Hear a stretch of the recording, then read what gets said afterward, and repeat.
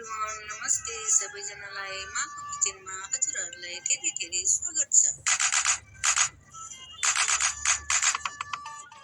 आज म हजुरहरू सामु नयाँ रेसिपी लिएर आएको छु। आज मैले पाउरोटी अमलेट बनाउँदै छु।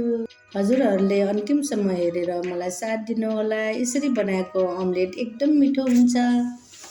यसको लागि चाहिने सामानहरू अन्डा, प्याज, गोलभेरा, धनियाँ, हरियो खोर्सानी अनि ब्रेड। अब म अन्डा फुटाउन गइरहेछु। साथीहरू मैले अन्डा फुटाइसकेँ। अब म यसमा प्याज, गोलभेरा, धनियाँ, हरियो खोर्सानी एड गरिदिन्छु। अब म यसमा नुन हाफ चम्चा एड गरिदिन्छु। जिराको ठुलो हाफ चम्चा, खोर्सानीको ठुलो हाफ चम्चा, अदुवा लसुनको पेस्ट हाफ चम्चा, बेसार हाफ चम्चा एड गरिदिन्छु। मैले यसमा सबै ठाउँ मिसाइसकेँ। अब राम्रोसँग चलाइदिने। म एउटा प्लेटमा एड गरिदिन्छु। यसरी प्लेटमा राख्यो भने ब्रेड अमलेट बनाउन सजिलो हुन्छ। तावा पसालिसकेँ। अब म यसमा घिउ एड गरिदिन्छु। यो पाउरोटीमा यसरी डुबाएर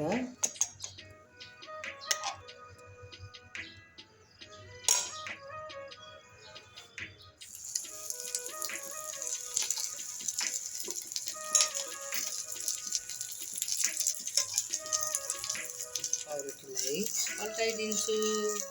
यो अमलेट हजुरहरूले छोटो समयमा बनाउन सक्नुहुन्छ।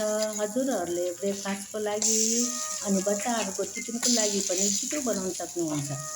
यसरी बनाएको अमलेट छिटो पनि मिठो पनि हुन्छ। अब यसमा घिउ अलिअलि राखिदिन्छु। साथीहरू यो अमलेट पाकिसक्यो। अब म एउटा प्लेटमा एड गरिदिन्छु। हेलो साथीहरू, यो अमलेट रेडी भइसक्यो। हजुरहरूले पनि घरमा यसरी नै बनाएर खानुहोला। हजुरहरूलाई मेरो भिडियो मन पर्यो भने लाइक, कमेन्ट एन्ड सब्सक्राइब गरिदिनु होला र बेल आइकन पनि थिचिदिनु होला। मेरो भिडियो हजुरहरू सामु नछुटोस् भनेर। Thank you for watching.